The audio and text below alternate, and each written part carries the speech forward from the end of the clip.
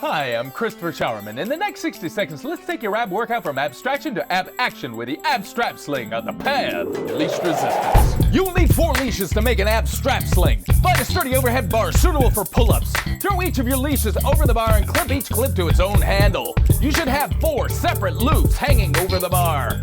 Put your left arm through the 2 leftmost loops. Place one strap under your armpit and the other under your elbow. Do the same for your right arm. You can place a towel between your arm and the leashes for added comfort. Engage your lats to drive your shoulders down. Smoothly bring your knees up towards your chest. Be sure to control this motion to keep your body from swinging. At the top of the motion, tuck your tailbone under to really engage your abdominals. The stronger you get, the more you can tuck. Bring your knees down slowly to unroll your abs and keep from swinging. Check your equipment before every workout. Have a training partner spot you and always leave the gym nicer than you found it. Don't just hang out, do great things with the AbStrap Slings on the path of least resistance. Thanks for watching. Had to reboot the subscribe button.